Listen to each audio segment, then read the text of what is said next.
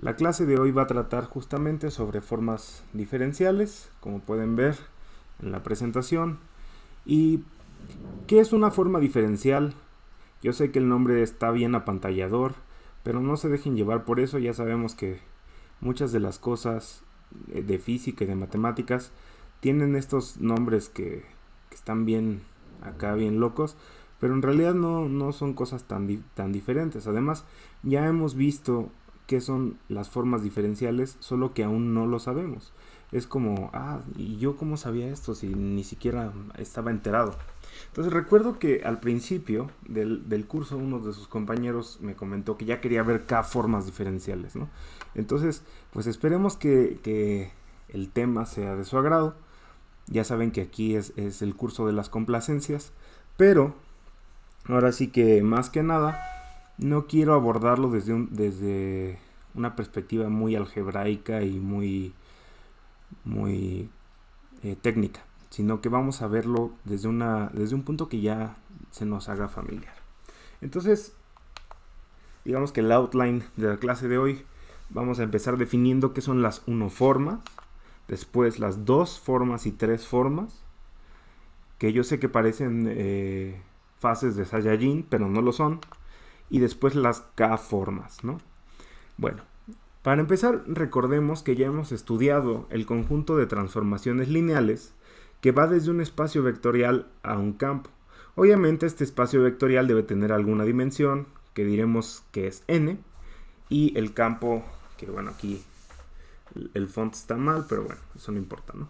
En particular podemos elegir al campo que sea R.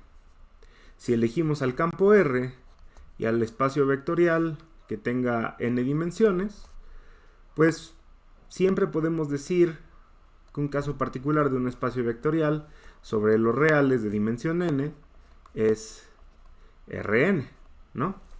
Bueno, entonces a este conjunto de funciones o transformaciones lineales que iba del espacio vectorial al campo, lo llamábamos el espacio dual, porque vimos que era un espacio vectorial por sí mismo. ¿Y se acuerdan cómo llamamos a los elementos que vivían en este espacio dual? Los habíamos llamado covectores. ¿Por qué? Porque se comportaban de una manera bien particular frente a cambios de base. Y básicamente se comportaban todo lo contrario que un vector se comportaba de manera contravariante a la transformación lineal que lo cambiaba de base. Pero un covector se comportaba de manera covariante frente a los cambios de base. Entonces, pues por eso se llamaban covectores. Pero ahora, como básicamente lo que estamos descubriendo en este curso es que a todos nos gusta ponerle 267,000 nombres, y sí, ¿por qué no ponerles formas de ultra instinto perfecto y que brillen así bien bonito azul? A los covectores les vamos a llamar también unoformas. ¿Por qué? Porque los covectores de un espacio vectorial n-dimensional sobre R también van a recibir este nombre. ¿Esto qué quiere decir? ¿Qué son las unoformas? Las unoformas no van a ser otra cosa que las transformaciones lineales de un espacio vectorial n-dimensional a los reales. Entonces, las unoformas diferenciales, que simplemente llamaremos unoformas porque pues omitiremos el diferencial, van a ser las transformaciones lineales diferenciales del espacio vectorial dual a los reales. Entonces, como ya sabemos, y esto va a ser muy importante en lo que resta de la lección, y yo sé que a esto le habían restado importancia, es que si aplicamos una unoforma, es decir, un covector, a una función escalar, que también es un elemento del campo, ¿qué nos va a dar? Bueno, nos va a dar un elemento del espacio vectorial, no del campo, del espacio vectorial. Entonces, digamos que yo tengo a mi función, que es un campo escalar. Entonces, yo le aplico mi unoforma o mi covector. ¿Y qué me va a dar? Bueno, automáticamente esto es un elemento del espacio dual doble. y por lo tanto lo que me va a dar es un vector, es decir, un elemento del espacio vectorial. Pero como yo lo estoy aplicando, yo lo estoy obteniendo a partir de aplicar una función, pues en realidad tengo un campo vectorial, es decir, un vector para cada punto de mi función. Entonces el resultado de aplicar una unoforma a una función será un campo vectorial. Cuando estudiamos superficies en R3, y aquí es donde hacemos un poquito la conexión, encontramos que la diferencial total de una función que estaba definida sobre la superficie se podía escribir como esto de acá, no sé si se acuerdan, donde denotábamos a la diferencial total como este operador, a las parciales con respecto a las coordenadas y a estos funcionales que eran elementos del espacio dual. Bueno, ¿qué me dirían si ahora yo les comento que esto es una unoforma diferencial? ¿Por qué? Porque recordemos que esto de aquí es un funcional, es decir, es un covector, y esto ya yo se los había dicho. ¿Por qué es un covector? Porque yo a esta diferencial en realidad no le puedo asignar ningún valor. Esto no tiene ningún valor. ¿Cuánto vale? Pues quién sabe. Para que yo pueda saber cuánto vale, tengo que evaluarla en un punto. Y cuando la evalúo en un punto o en un vector, la habíamos escrito así. Bueno, así. Ah, entonces sí, ya podía hablar de lo que de hecho decíamos era la derivada direccional. Y entonces esto ya era un elemento del espacio vectorial. Pero mientras tanto, esto de aquí es un elemento del espacio dual. Por lo tanto, si esto es un elemento del espacio dual, pues yo lo puedo definir como un covector. Y si es un covector, pues entonces es una unoforma, que como además es diferenciable, o diferencial, como lo quieran llamar, es diferencial. Y entonces ya sabíamos que era una unoforma diferencial, y era la derivada total de una función definida sobre una superficie. Ahora, en el caso particular de R3, yo puedo escribir a la diferencial total de la función como con estos índices y con estas etiquetas para las coordenadas, donde ya no estoy usando las coordenadas del abierto de R3, sino estoy usando ya las coordenadas, digamos, de la parametrización canónica que habíamos definido para R3.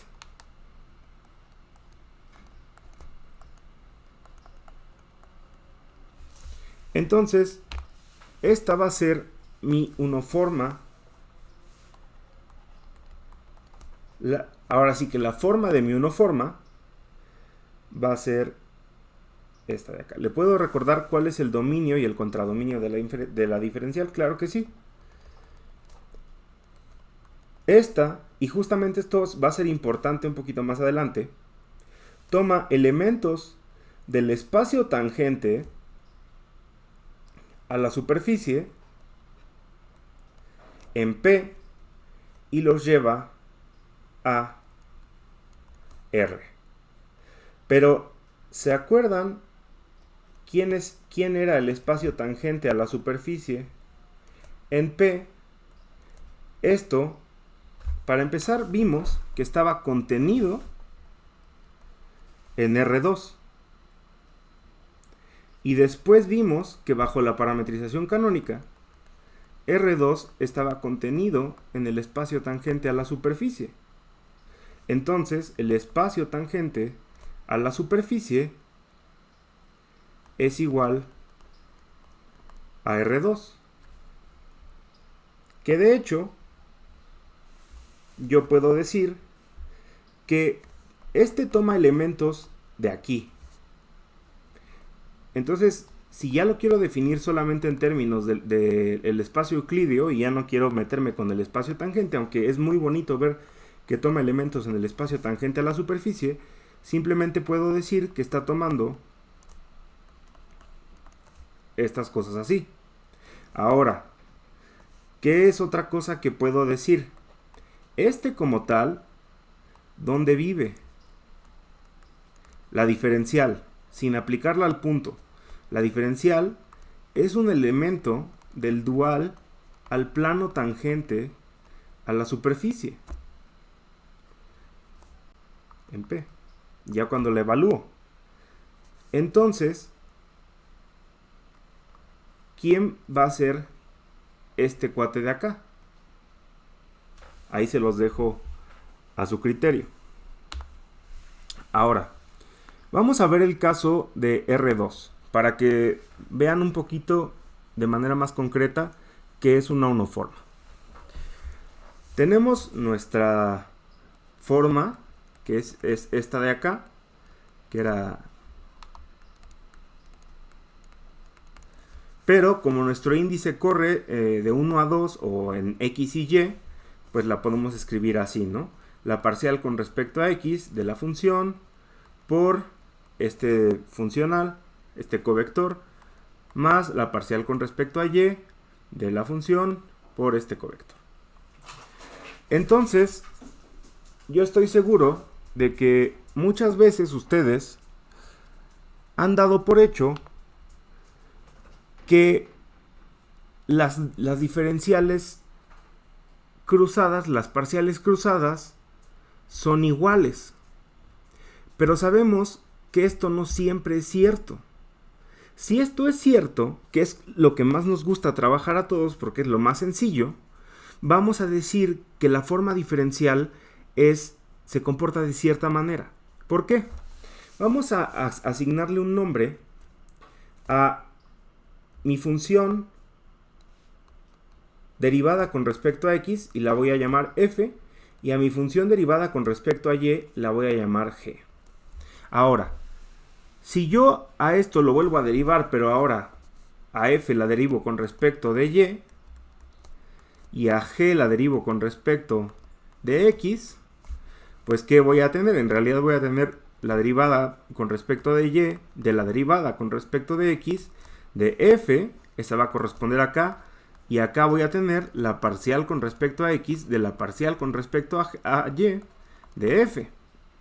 Entonces, si se cumple que justamente esta parcial, que son las parciales cruzadas, es igual a... Bueno, aquí debería estar al revés, pero bueno. Es igual a esto de acá, que debería ser así. Entonces, yo puedo escribir esto como esta parcial con respecto a Y de mi función menos la parcial con respecto a X de mi otra función igual a la diferencia de las diferenciales cruzadas. Y eso, como esto es igual a esto, tendría que ser 0. Pero como ya les decía, eso no siempre se cumple.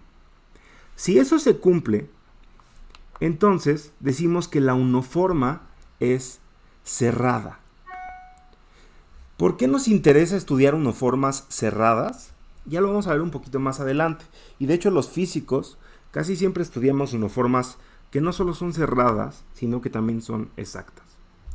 Ahora, si la uniforma es cerrada, lo podemos escribir de otra manera, de esta forma. Es decir, que mi uniforma de esta manera va a ser igual a mi uniforma de esta otra. ¿Qué quiere decir esto? Que, por ejemplo, de X de F menos la parcial de Y de F va a ser igual a 0. Esto quiere decir que mi uniforma es cerrada. Ahorita vamos a ver por qué esto es importante. Antes de que otra cosa, y aquí es donde empiezan a entrar los tensores, vamos a recordar un poco el producto cuña. Pero vamos a hacerlo para R2. ¿Por qué para R2? Porque pues no quiero hacer mucha talacha y además es lo que nos va a servir para sacar el siguiente paso. Recuerden que el producto cuña tenía la propiedad de ser anticonmutativo y que el producto cuña de dos cosas iguales era 0, ¿no?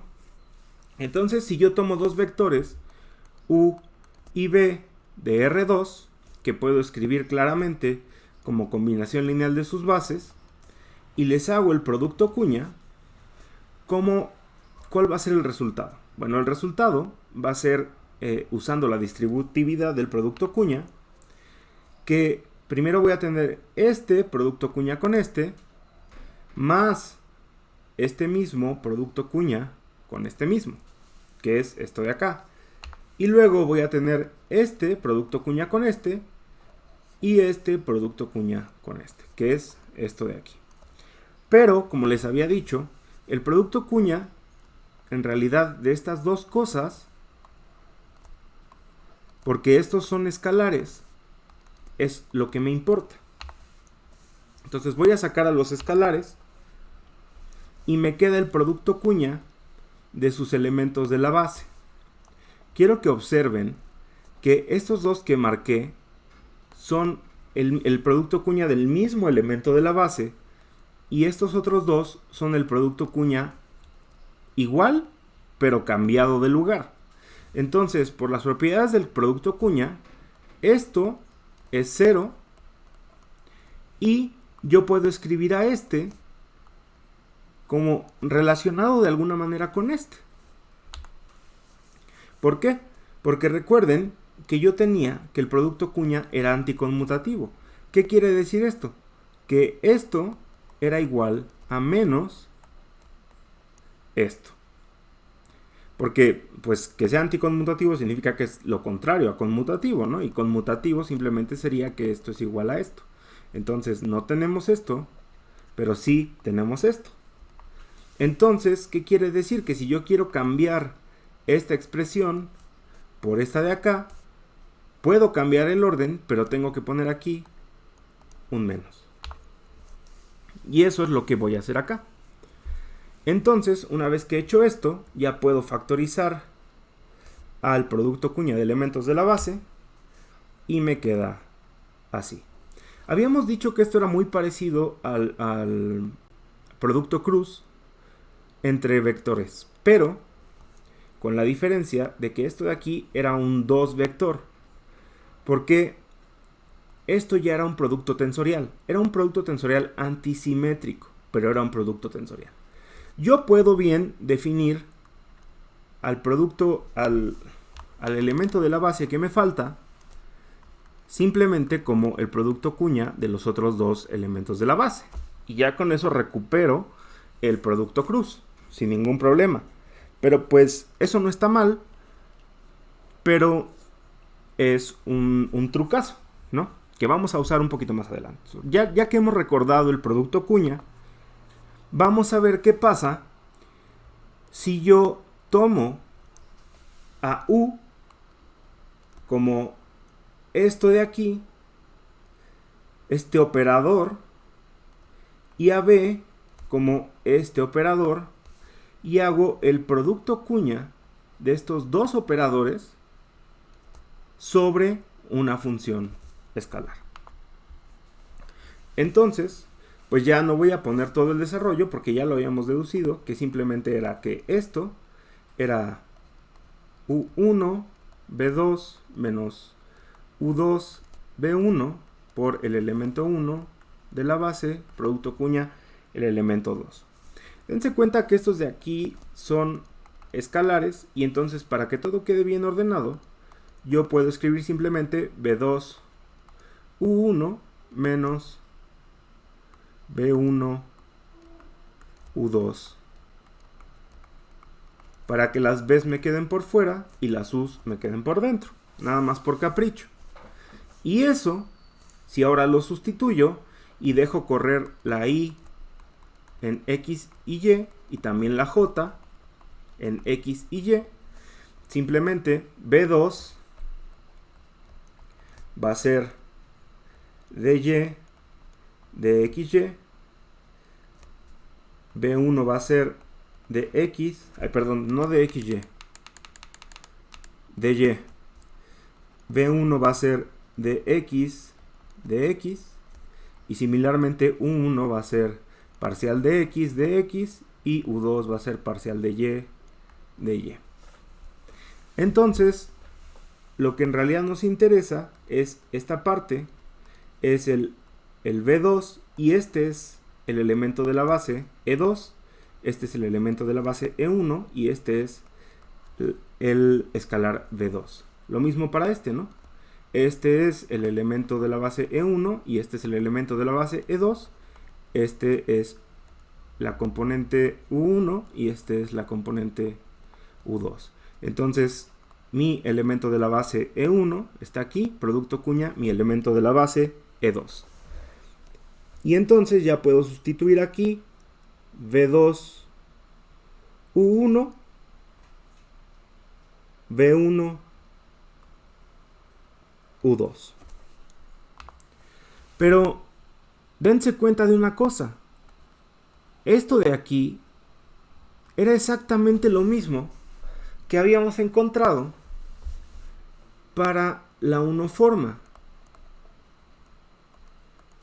cuando le pedíamos que fuera cerrada. Es decir, son las diferenciales cruzadas, las parciales cruzadas de mi unoforma, con la diferencia que están aquí multiplicadas por el producto cuña de estas dos cosas. Y fíjense en otra cosa. U y B aplicados sobre F, es decir, U de F y B de F, ¿qué me va a dar? Bueno, U de F me da la parcial de I de F de XY, y BF me da la parcial con respecto a J de F de XJ. Entonces ya U y B son unoformas diferenciales. Entonces el producto cuña de dos unoformas diferenciales me está dando esta cosa extraña que quién sabe qué es. Bueno, ya sabemos, además, que justamente esto es lo que les decía. Si yo le pido a estas parciales cruzadas que sean cero, la diferencia que sea cero, entonces la unoforma va a ser cerrada. Pero eso quizá, pedirle a la unoforma que sea cerrada, es decir, si yo le estoy pidiendo a esto que sea cerrada, me lo puedo ahorrar pidiendo que estas de aquí ya sean iguales. Y yo le puedo pedir a estas que sean iguales, quizás sin una restricción sobre este objeto que me resulta del producto cuña de dos unoformas. Pero justamente, ¿qué es el producto cuña de dos unoformas diferenciales? Bueno, vamos a ver qué pasa si yo tomo la diferencial de mi unoforma original. Para eso, voy a escribir a la unoforma de F como omega. Y ahora, para no andar escribiendo, bueno, aquí no se ve tan feo, pero para no andar escribiendo D de F, porque la verdad es un martirio. Entonces, simplemente a DF la voy a llamar omega y voy a tomar la diferencial de omega, que es exactamente esto de acá. Es decir, voy a tomar la unoforma de una unoforma. Eso, pues, tiene que darme algo que no sea una unoforma, ¿no? Entonces, esto va a ser aplicarle la unoforma al producto cuña, con producto cuña, porque recuerden que esto se hacía con productos cuña, a mi unoforma original, que era esta de aquí. ¿Esto qué me va a resultar? Bueno, recordemos que los escalares o los componentes se multiplican con sus componentes y los elementos de la base se hacen producto cuña con los elementos de la base. Y entonces esto me da lo de acá, que se parece un poco a lo que tenía yo allá arriba, ¿no? Pero le falta algo, le falta sabor. Pero hay que acordarnos justamente de la propiedad de anticonmutatividad del producto cuña. ¿Esto qué quiere decir? Puesto en palabras un poco más llanas, quiere decir que yo tengo esta igualdad. ¿Cómo obtuve esta igualdad? Pues simplemente cambiando el orden de estos índices. Y esto no es más que la propiedad de anticonmutatividad del producto cuña.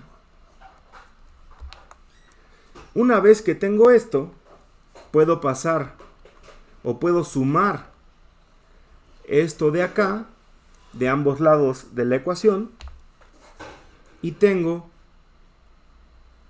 esto de aquí. Ahora, lo único que quiero hacer es factorizar a este carnal. Entonces, ¿qué hago? Pues vuelvo a cambiar el orden, ahora no de toda mi expresión. Fíjense que aquí arriba yo cambié el orden de toda la expresión. Pero ahora solo quiero cambiar el orden de lo que está aquí adentro. ¿Cómo puedo lograr eso? Pues otra vez usando la propiedad de anticonmutatividad del producto cuña. Y eso lo hago cambiándole el signo. Una vez que ya cambié el signo, además acuérdense que estos de aquí son escalares y que las parciales conmutan, entonces eso en realidad no me afecta, ¿no? Yo puedo conmutar las parciales y no me afecta mucho. Entonces, ya que cambié el signo de este elemento de la base, ahora sí puedo factorizarlo y tengo justamente esto de aquí, que era nada más y nada menos que el producto cuña de dos formas diferenciales, de dos unoformas diferenciales. Entonces, básicamente lo que me está diciendo esto es que la diferencial de una unoforma es el producto cuña de dos veces esa unoforma. ¿Qué quiere decir esto? ¿Quién es esta cosa de aquí? Este producto cuña de dos unoformas diferenciales. Bueno, a este producto cuña de dos unoformas diferenciales lo voy a llamar una dos forma diferencial. O simplemente dos forma. ¿Por qué? Porque soy bien creativo y como lo hice dos veces, pues dos forma, ¿no? Entonces, si yo quiero derivar o tomar la diferencial de una unoforma, pues estoy obteniendo una dos forma, que es lo mismo que hacer el producto cuña de una unoforma con otra unoforma, o de una unoforma consigo misma. Y entonces, justamente, la diferencial de mi unoforma es el producto cuña de dos unoformas, que es justamente como sacar el diferencial de mi unoforma.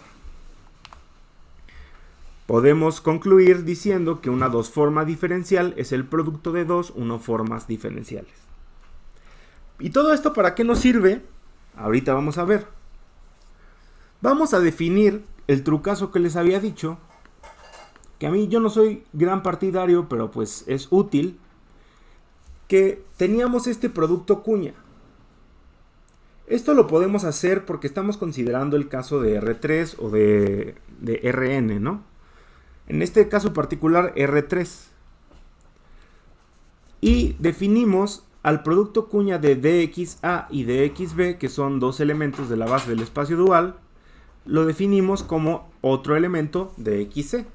Esto es el equivalente a lo que les había dicho, que para recuperar el producto cruz, a partir del producto cuña, simplemente escribíamos al tercer elemento de la base como el producto cuña de los dos elementos de la base. Entonces, por ejemplo, si yo quisiera el primer elemento de la base, lo puedo escribir como el producto cuña de los otros dos elementos de la base. Y si yo quisiera el producto cuña, el segundo elemento de la base, pues tengo que hacer el producto cuña entre el primero y el tercero.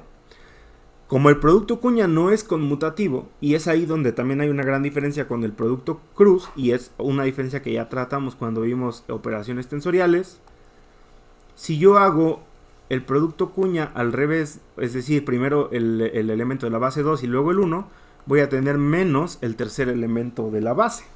Y vimos que en el producto cruz no importaba tanto la dirección siempre y cuando el orden de las permutaciones no se viera afectado, ¿no? Ahora, entonces yo puedo escribir a mi dos forma como este producto, esta diferencia de las diferenciales parciales cruzadas por este tercer elemento de la base. Y ahora sí, no me van a dejar mentir, esto ya se parece muchísimo a justamente el producto cruz o el determinante de esto de acá, que puedo escribir usando el símbolo de Levi-Civita de ABC, respectivamente con mi parcial con respecto a A, mi parcial con respecto a B, de la función f, que es una función escalar, recuerden, en el elemento de la base de xc. Entonces, mi dos forma, la puedo escribir como esto de acá. Pero ahí no se acaban las coincidencias, y vamos a ver por qué. Yo voy a definir, primero quiero que noten que puedo definir a cada entrada de mi unoforma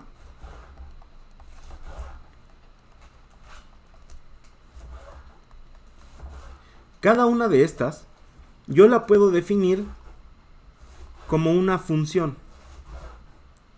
¿Por qué?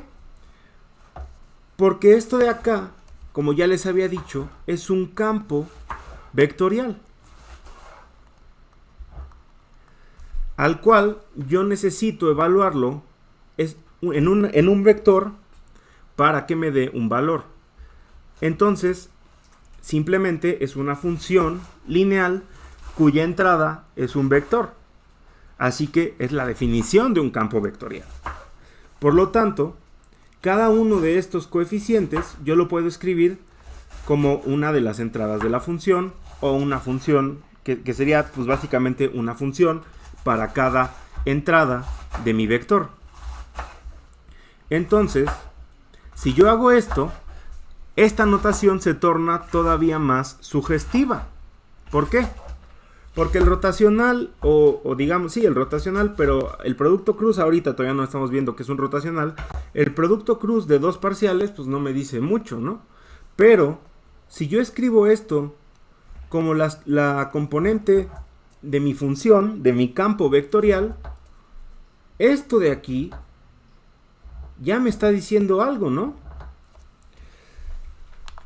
Vamos a usar justamente la notación para los operadores diferenciales. Recordemos que esto de aquí no es otra cosa que tomar el rotacional de mi campo vectorial f, donde este es el elemento de la base. Y entonces, mi dos forma en R3, es equivalente al rotacional de un campo escalar. Pero eso hace que las cosas se pongan más sabrosas. ¿Por qué? Porque para empezar, nos deja clarísimo que f es un campo vectorial ¿Y quién era F? F era nuestra unoforma. Entonces, si F es una unoforma y nuestra unoforma es un campo vectorial, ¿pero de dónde salía nuestra unoforma? Nuestra unoforma salía de las derivadas parciales de esta función escalar. Y si se acuerdan, ¿quién era este señor en notación de operadores diferenciales?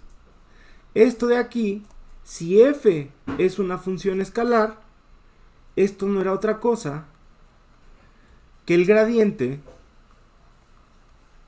de una función escalar que habíamos escrito con phi para no confundirnos entre que era vectorial o un campo vectorial o un campo escalar. Entonces, yo puedo escribir a mis unoformas como un campo vectorial, pero que tienen una relación con un campo escalar. Todavía no puedo decir esa relación, todavía no. La puedo decir cuando hable de qué tengo que pedirle a mi dos forma para que mi unoforma sea cerrada. Y si puedo pedirle algo todavía más fuerte, y es algo que a todos los físicos nos es familiar. Y esto es lo que les decía. Si volvemos a la notación de operadores diferenciales, yo puedo escribir a mi unoforma como el gradiente de una función escalar f. No puedo decir que f sea un campo escalar, sino estoy diciendo que es una función escalar, porque no tengo la certeza de que a cada punto del espacio le está asignando un escalar. No la tengo, todavía no. Esa la voy a ganar justamente ahorita. Ahí ya puse que era un campo escalar porque quiero ver esto de acá. Recordemos que una unoforma era cerrada si se cumplía esto de aquí. Si esto se cumple, ¿qué quería decir? Que las parciales cruzadas eran 0. Pero si las parciales cruzadas son 0, en términos de la dos forma, ¿qué quiere decir eso? Entonces, la dos forma es 0. Y si la dos forma es 0, pues básicamente lo que tengo es que el rotacional de mi campo escalar, de mi campo vectorial, es 0. Si el rotacional de mi campo escalar, de mi campo vectorial, es 0, ¿qué quería decir eso? Para empezar, en términos de formas, el hecho de que para mi dos formas se cumpla que la dos forma sea igual a 0, significa que la dos forma es cerrada. Si la dos forma es cerrada, entonces la unoforma va a ser exacta. ¿Por qué? Porque mi dos forma viene de una unoforma. Y entonces el hecho de que mi dos forma sea cerrada tiene implicaciones sobre mi unoforma. ¿Qué quiere decir? Yo sé que esto ahorita es un poco abstracto, pero cuando lo hablemos en términos de potencial, les va a sonar mucho más familiar. Yo voy a decir que mi unoforma es exacta si existe una dos forma, omega, igual a mi unoforma, tal que mi dos forma es cerrada. Es decir, que la diferencial de mi unoforma es igual a 0. Si esto pasa, es decir, si mi dos forma es cerrada, entonces mi unoforma es exacta. ¿Y cómo le llamamos a omega? a omega le llamamos potencial. Como les decía, a los físicos nos va a resultar familiar porque todo el tiempo trabajamos con unoformas exactas. En notación de operadores diferenciales, una unoforma exacta es aquella que viene del gradiente de un campo escalar y esta es mi unoforma. Entonces, cuando yo le aplico el rotacional a mi unoforma, me da 0. ¿Por qué? Porque el rotacional del gradiente de un campo escalar es 0. Y esto es con lo que los físicos trabajamos todo el tiempo. Entonces todo el tiempo estamos trabajando con F, que no sé por qué le habré puesto F, que es una unoforma exacta. ¿Qué quiere decir esto? Que el campo vectorial es conservativo.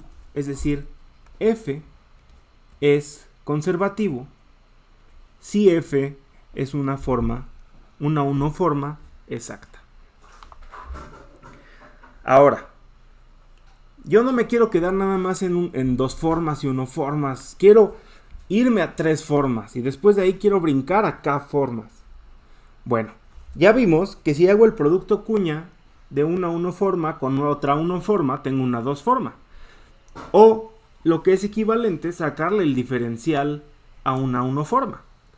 Vamos a ver qué pasa si yo hago el producto de una 2 forma, el producto cuña de una 2 forma con una unoforma. Bueno, pues recordemos que mi 2 forma era esta de aquí y mi unoforma era esta de acá. Entonces yo voy a tener esta expresión, producto cuña, esta expresión. ¿Qué necesito?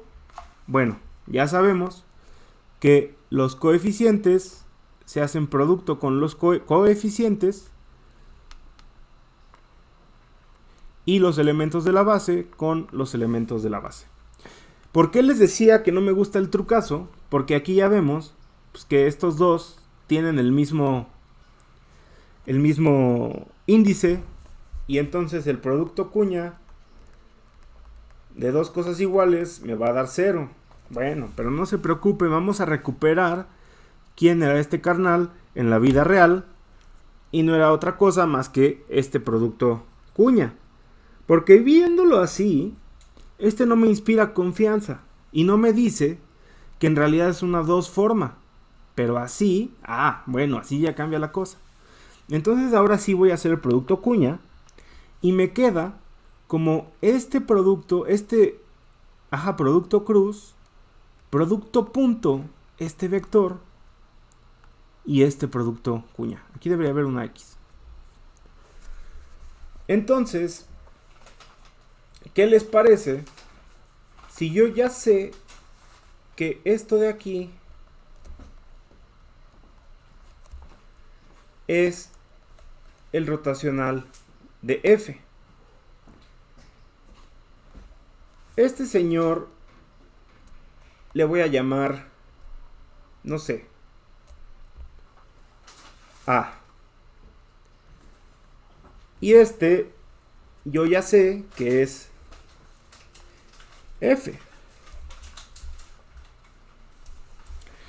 De hecho, podría ni siquiera hacer eso, ¿no? Porque tengo que esto, si a este le seguimos llamando F de B por FC, por la componente FC, que sería esta de acá, ¿quién me va a dar? ¿A qué va a ser igual todo esto de aquí? Bueno, podemos darnos cuenta que esto ya es como tal un escalar. ¿Por qué? porque no tiene índices libres. Es decir, A, B y C aparecen 2 veces. Entonces esto ya es un escalar. Esto ya no es un vector, esto ya es un escalar. ¿Cómo lo puedo escribir? Bueno, podría escribirlo como esto por esto, producto punto, esto de acá. O podría escribirlo simplemente como esto, producto punto, el gradiente de f.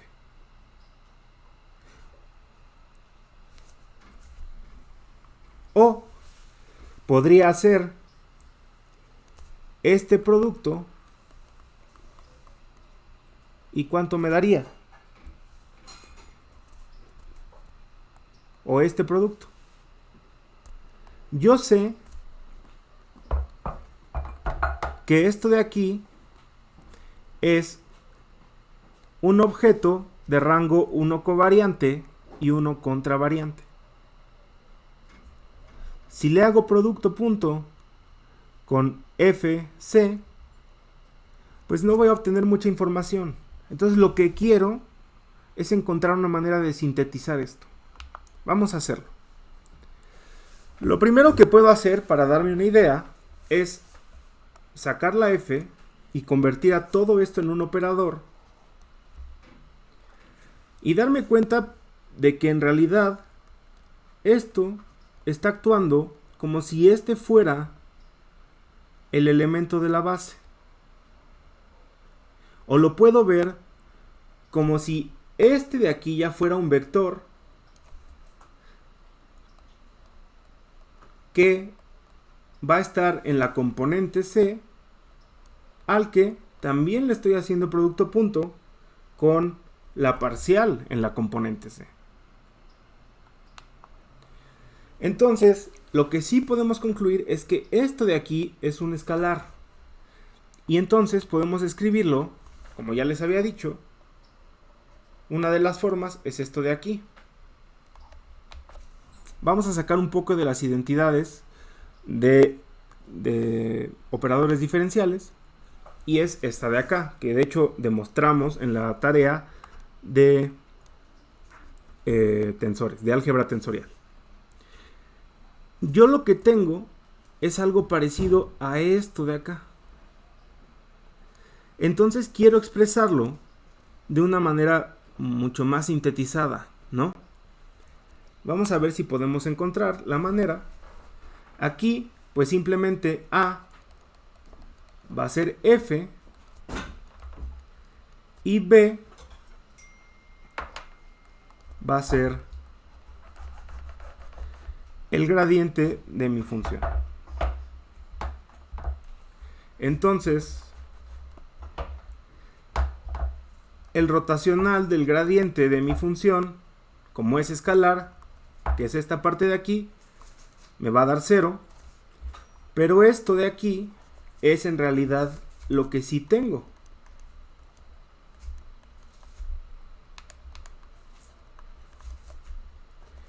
Y esto, si lo sustituyo acá, es f, producto cruz, el gradiente de mi función. Yo a esto puedo elegir llamarlo b. Y entonces voy a tener esta igualdad, que simplemente, escrita bonito, es esto de acá.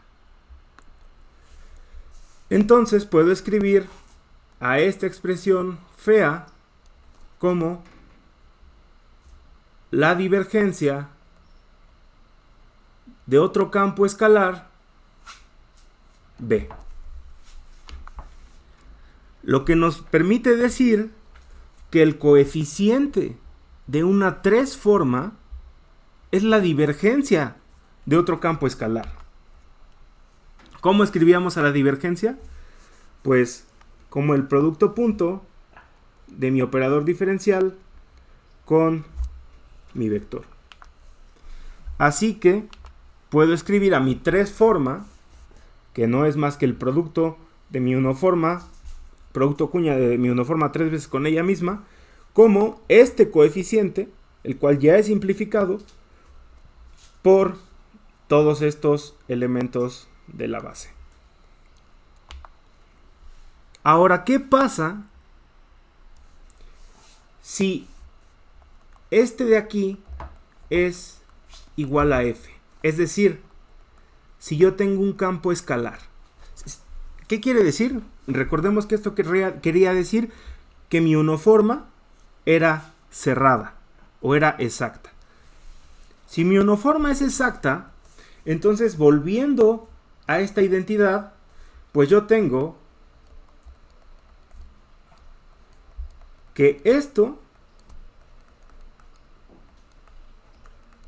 menos esto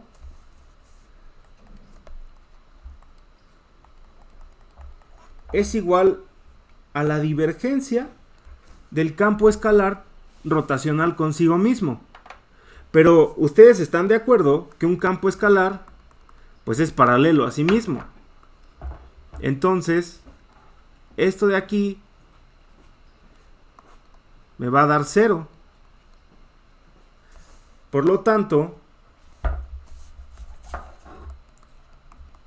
esto es 0.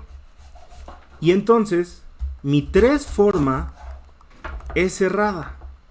Si mi 3 forma es cerrada, yo puedo decir que mi 2 forma también es cerrada y mi 1 forma es exacta. ¿Dónde podemos ver algo de esto? Y de hecho, ustedes lo pueden ver en los teoremas de Green y de Stokes. ¿Por qué? Porque a la gente le gusta escribir esto como dB, el elemento de volumen, o dx, así. También es otra notación que no se usa mucho, pero yo he visto más esta. Pero esto es el elemento de volumen. Y gran parte del uso de las uniformas, de las 2 formas y las 3 formas, es integrarlas. Ahora, vamos a reunir lo que tenemos hasta ahora para R3, que son las uniformas, las 2 formas y las 3 formas, y cómo se relacionan para R3 en términos de operadores diferenciales. La uniforma la puedo escribir como el diferencial de una función o el gradiente de un campo escalar, que va a ser igual a f.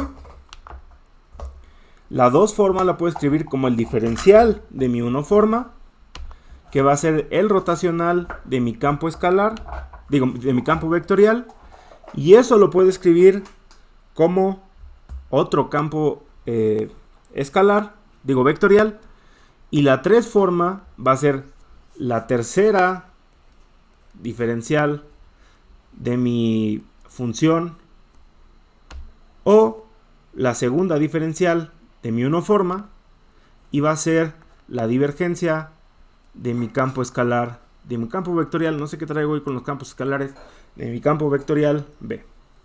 Ahora, la uniforma es exacta si se cumplen estas dos cosas, que la divergencia de B es 0 y el rotacional de F es 0. Ahora, ya para terminar, ir concluyendo, queremos generalizar esto a K formas diferenciales. Entonces, vamos a tomar ahora cosas en espacios de gente adulta, es decir, la diferencial de una función aplicada en P, pero esto va a vivir en el espacio tangente a Rn y el rango va a ser el espacio tangente de R. ¿Se acuerdan que acabamos de ver justamente que el espacio tangente a Rn justamente yo puedo definir a mis vectores tangentes a la variedad en un punto P bajo una carta coordenada, los puedo mandar, estos viven en el espacio tangente de la variedad, pero cuando yo les aplico la carta coordenada, que sea parte de la estructura diferenciable de la variedad, me los va a mandar al plano tangente de Rn, obviamente si la variedad es de dimensión n. Y entonces en realidad, cuando estoy estudiando K-formas, estoy estudiando, de alguna manera, las formas diferenciales del espacio tangente de una variedad de dimensión n. Vamos a recordar rápidamente cómo escribíamos la diferencial de f para un punto P. Y hay que acordarnos que P era una curva que en 0, una curva regular parametrizada, que en 0 valía P, que vivía completamente en mi variedad. Entonces, si yo quiero hacer esta diferencial, pues simplemente tengo que derivar esta gamma conforme al parámetro y después a mi función con respecto a las coordenadas de P. Y esto habíamos definido que no era otra cosa, esta parte de aquí, que estos vectores. Así que recuperamos a una uniforma. ¿Por qué? Porque vamos a ver que haciendo el cambio de coordenadas que encontramos justamente para los vectores tangentes, bueno, estos son vectores que viven en el espacio cotangente, que es el dual al espacio tangente, vimos que se transformaban de esta manera y esto lo encontramos luego que empezamos a estudiarlos. Entonces, si yo cambio de coordenadas a mi uniforma, simplemente sustituyendo a este elemento por su expresión en la otra base, pues voy a encontrar que esta parte va a actuar sobre esta diferencial. Y lo que va a hacer es cambiarlo de la base A a la base B. Y esto me da justamente la uniforma en las otras coordenadas. Entonces, mi uniforma se transforma como un tensor ante cambios de coordenadas. Entonces, mi uniforma es un tensor, porque si se transforma como tensor, es un tensor. ¿Qué más puedo decir? Bueno, vamos a definir a la uniforma diferencial como omega y en lugar de poner a las parciales con respecto a de mi función f, la voy a escribir como fa y a sus elementos de la base. Ahora, voy a hacer k veces su producto cuña. Quiero decir que k debe ser menor o igual a la dimensión de la variedad. ¿Por qué? Porque si yo hago el producto cuña k veces cuando k es mayor que la dimensión de la variedad, pues ya no me va a salir. Entonces, k veces el producto cuña de mi uniforma simplemente va a ser el producto de cuña de mi uniforma una vez, donde a no cambia porque es la misma base, pero está indizada por un 1, producto cuña hasta la misma uniforma, pero con un índice k. Como sabemos, sus coeficientes se factorizan y lo que me queda es el producto cuña de los elementos de la base. Pero ahora yo me quiero librar de estas bases todas horribles AK y A1 y AJ. Entonces lo que voy a hacer es hacer el cambio de coordenadas de AI a J. Y yo sé que estos elementos de la base se transforman de esta manera. Simplemente voy a sustituir a los elementos de la base por cómo los quiero transformar. Y eso es lo que hice aquí abajo. Entonces sustituí cada uno de estos por su expresión en la otra base a la que quiero llegar, en la que J corre desde 1 hasta acá. Y ahora estos señores son los coeficientes. Y a estos son los que voy a sacar para acá. Una vez que los extraigo del producto cuña para que ya no me estorben, pues ¿qué van a hacer? Me van a cambiar la base de mis derivadas. Porque recuerden que esta f no es otra cosa más que dA F1. Y entonces cuando yo lo multiplico por de 1 xa 1, pues me va a cambiar la base de la f.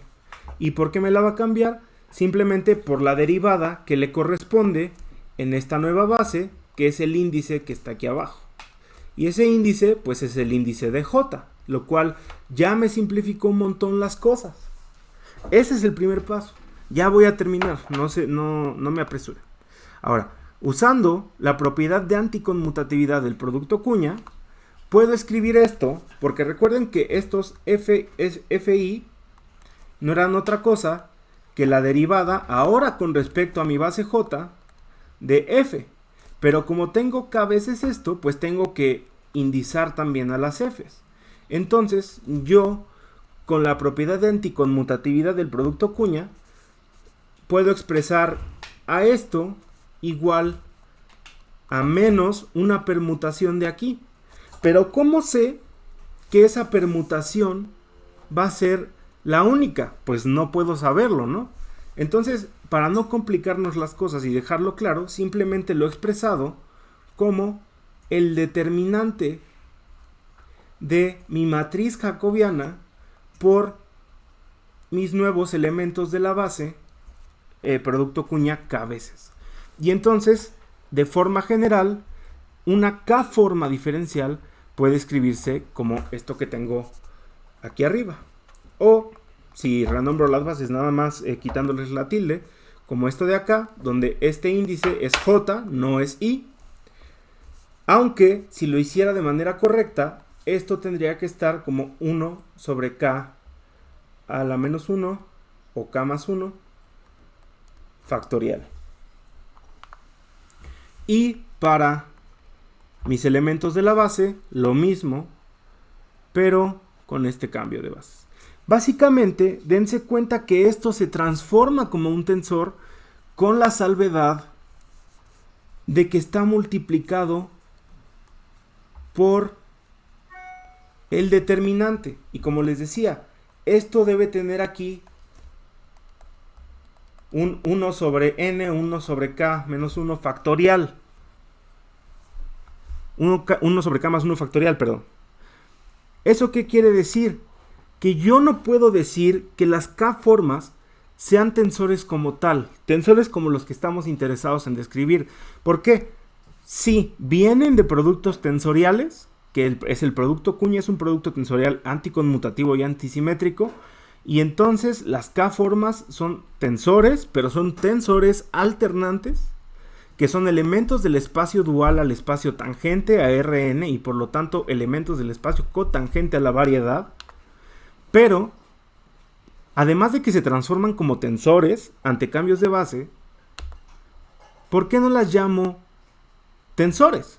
¿Por qué? Porque ya vimos que están multiplicadas por una potencia o un múltiplo del determinante de la matriz jacobiana, y eso ya no me convence.